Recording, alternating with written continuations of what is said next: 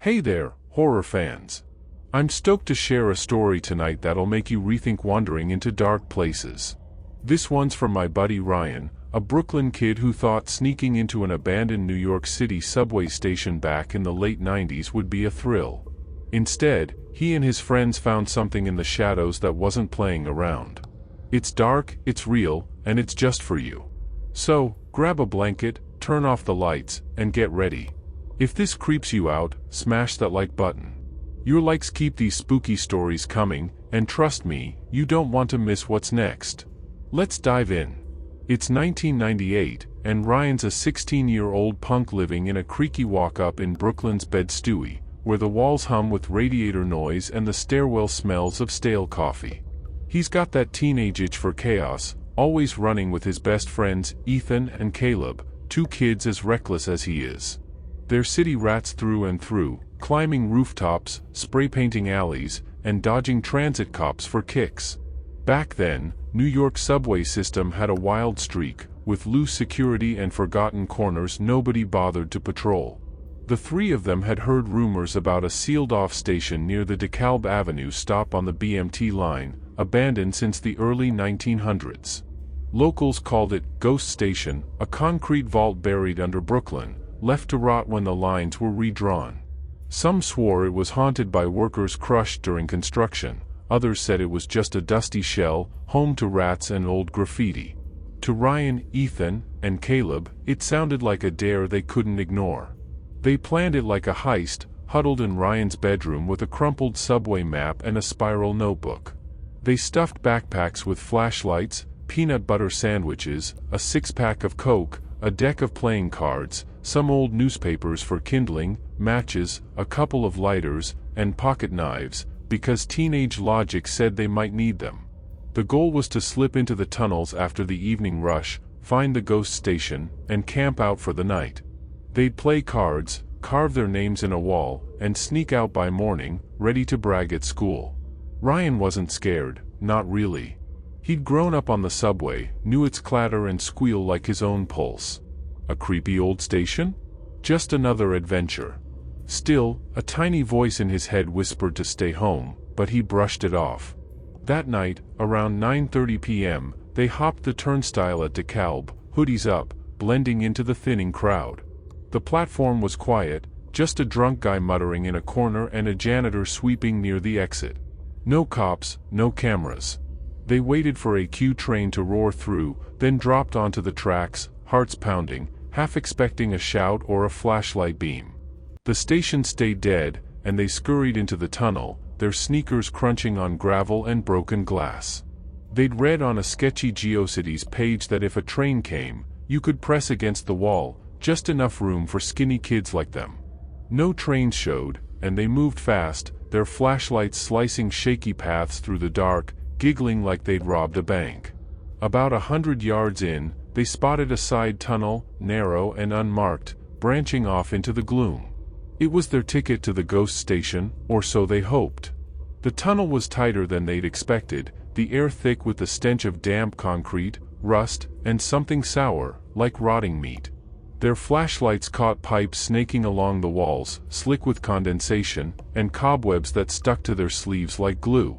The distant rumble of trains shook the earth, mixing with a low, pulsing hum that seemed to come from everywhere, vibrating in their bones. Ryan's thrill started to sour, his stomach knotting. He regretted coming but kept his mouth shut. Ethan, the group's loudmouth, cracked jokes about mutant rats with knives, but his voice was tight, his laugh forced. Caleb, usually the calm one, was silent, his flashlight beam jerking with every step. They walked for what felt like forever, the tunnel stretching on, no sign of a station, an exit, or even a service hatch.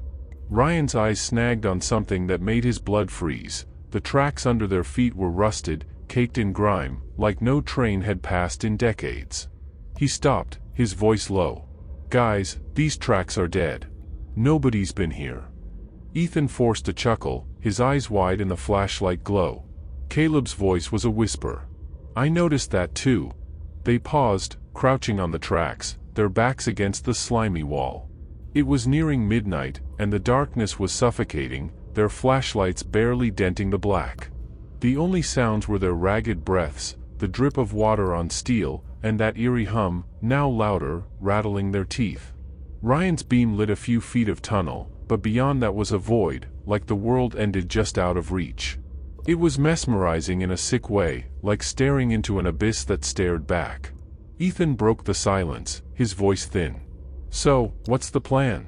Keep going or bail?" Caleb, tearing into a sandwich, shrugged, but his hands shook, crumbs spilling on his jeans. Ryan's gut screamed to turn back, every horror flick he'd seen flashing in his mind, but pride kept him quiet. They voted, 1 more hour. If they didn't find the station, they'd retrace their steps. They pushed on, the tunnel feeling narrower, the air heavier, like they were wading through fog. Their footsteps echoed, too loud in the stillness, and the hum grew, buzzing in their skulls. Ryan's flashlight flickered, making him curse under his breath. New batteries, no way it should be dying. Ethan's joke stopped, his face pale, his beam darting to every shadow. Caleb kept close, muttering about wishing they'd brought a map. Suddenly, their flashlights stopped hitting walls. The beam stretched into open space, and they froze. They'd reached a platform, the ghost station, or what was left of it. It was a crypt. No lights, no signs, just a cavernous chamber with concrete pillars and a ceiling so high it swallowed their beams. Dust blanketed everything, thick as ash, swirling in their footsteps. There was no second track, just a blank wall where it should have been, no tiles, no graffiti, no name to mark this place. Their own track ran through the station, vanishing into another tunnel on the far side, but that exit was blocked by a rusted grate, barbed wire twisted around it like a warning. Ryan shone his light through the bars, catching glints of tracks beyond, but a narrow gap near the ceiling, maybe 3 feet wide, was the only way past, too high to reach without a ladder. They were trapped, but relief hit anyway. They'd found a place to crash, a secret that'd make them legends at school. They explored the platform, their voices bouncing off the pillars, sounding wrong in the dead space. Near one column, they found a stack of wooden crates, stenciled with U.S. Army in chipped paint. "We're rich." Ethan whooped, but the crates were empty, the wood soft with rot, smelling of mildew and decay. Still, they were perfect for a fire. They dragged them to the platform's edge, smashed them into kindling, and lit a blaze with the newspapers. The fire's warmth pushed back the chill, its glow painting their faces as they spread out their gear. They ate sandwiches, played a few rounds of poker with crumpled dollar bills as chips, and swapped stories about sneaking into concerts or pranking their math teacher. For a moment, it felt like a real adventure, scary but the kind they'd laugh about over pizza. Ryan's nerves eased, the station less like a tomb and more like their hideout. They even picked a shadowy corner for a makeshift bathroom, cracking up about subway plumbing and who'd go first. Around 2:30 a.m., they decided to sleep. The plan was to head back at dawn, wait for a train to pass on the main line, sprint the 100 yards to DeKalb, and blend into the morning commuters. If they got caught, they'd outrun the cops, city kids knew the drill. They doused the fire, leaving a few glowing embers, and curled up on the platform, using backpacks as pillows. The station plunged into darkness, the silence so thick it pressed on their ears like water. Ethan and Caleb shifted restlessly, grumbling as they tried to get comfortable on the cold concrete. Ryan lay still, staring at the fading coals, his mind stuck on how deep underground they were, how nobody would find them if something went wrong. The hum was still there, faint but persistent, like a heartbeat in the walls. He drifted off, his dreams uneasy, filled with shadows and rust. A scream shattered the quiet, a raw, animal wail that echoed off the pillars like a gunshot. Ryan bolted upright, his heart slamming, his brain scrambling to place himself. The scream turned to curses, then sobs. It was Caleb. A flashlight beam blinded Ryan, Ethan's light, shaking in his hand. "What's happening?" Ethan yelled, his voice high and panicked. Caleb was clutching his leg, his face twisted in agony. "You bastard! Why'd you do that?" He pulled his hand away, revealing a ripped pant leg and a gash on his shin, blood oozing, pooling in the dust. Ethan stammered, "I didn't do anything. I was asleep." "Ryan, this you." Ryan's teeth chattered as he fumbled for his flashlight, his fingers numb with fear. I was out, man. I swear. His hands shook so bad he could barely flip the switch. Caleb started to snap back, but a sound cut him off, a high, jagged laugh from above, like a lunatic cackling in the dark. They froze, their flashlights sweeping the ceiling, catching only dust motes and concrete. What the hell is that? Caleb whispered, his voice breaking. Ethan's eyes were wild. We're outta here. Ryan finally got his light on, and his stomach dropped. A thin, gray mist was curling around them, moving against the air, like it had a mind of its own. The laugh grew, sharp and unhinged, joined by a deep, guttural growl that clawed at their spines. Ryan's mind flashed to a game he'd play years later, Left 4 Dead, with its zombie roars that sounded exactly like those growls, primal and wrong, filling the station with dread.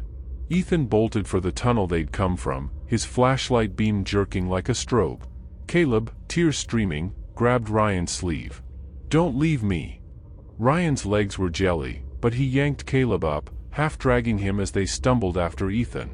The laughter and growls multiplied, a chorus of voices, some shrill, some low, all deranged, chasing them through the dark. Ryan didn't dare look back. He could feel it, whatever it was, inches behind them, its presence heavy, like a hand on his neck. Caleb, despite his bleeding leg, kept pace, his flashlight abandoned on the platform.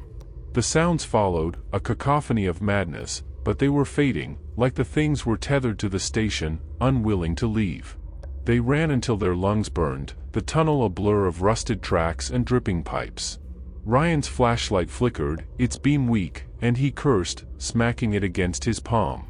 They found Ethan slumped against a wall, his face wet with tears, his light nearly dead. Ryan kicked his leg, hard. Get up, damn it! Ethan staggered to his feet, and they pushed on, slower now, their beams barely cutting the dark. The main tunnel was close. Ryan could hear the faint screech of a train, feel the vibration in the tracks. They crouched in the shadows, waiting as a freight train thundered past, its lights blinding, the wind whipping their faces. Then they sprinted, Caleb limping, his face gray with pain, his sneaker leaving bloody prints. They hit the DeKalb platform, gasping, their clothes soaked with sweat and fear. They didn't slip out clean. Caleb's leg was a mess, blood dripping through his sock, and Ryan flagged down a station worker, shouting for help. Cops and a medic arrived fast, the platform buzzing with radios and flashlights. The medic, a grizzled guy with a first aid kit, cleaned Caleb's wound, said it looked like a knife cut, shallow but nasty, like someone had slashed him deliberately. The cops hauled them to a dingy office, called their parents, and tore into them for trespassing. An older officer, with gray stubble and eyes like he'd seen too much, looked them over and shook his head. You're lucky you walked out. That place ain't right, never was. His voice was heavy, less a warning than a confession, and it stuck with Ryan like a splinter. They got grounded for a month, their parents livid but relieved they were alive. Caleb's leg healed, leaving a jagged scar he hides under jeans. Ethan moved to Syracuse a year later, ghosted everyone, like he wanted to forget it ever happened. Ryan's still in Brooklyn, works construction, keeps his life quiet. But he doesn't ride the subway after dark, and he's got a flashlight on his nightstand, always charged, next to a knife he never uses. He told me this story last winter at a bar in Williamsburg, his voice low, like he was afraid the shadows were listening. Something was down there, he said, staring into his whiskey. And it wanted us to stay. He didn't tell me everything that night, some stuff came out later, over coffee at a diner. For months after, Ryan had nightmares, that laugh, those growls, a figure in the mist with no face, holding a blade. He'd wake up checking his windows, convinced he'd heard footsteps outside, heavy, deliberate, like boots on gravel. Once, he swore he saw a shadow on his fire escape, tall and still, gone when he grabbed his flashlight. He started carrying his pocket knife everywhere, even to bed, and he'd flinch at certain sounds, a low hum, a scrape in the dark. It faded over time, but he's never gone back to DeKalb late at night, and he avoids tunnels, even for work. I don't know what it was, he told me, his eyes distant. But it knew my name. That's the story, just for you. If it made your heart race, do me a favor, smash that like button. Your likes are what keep these creepy tales coming, and I've got more that'll keep you up all night. Don't miss out.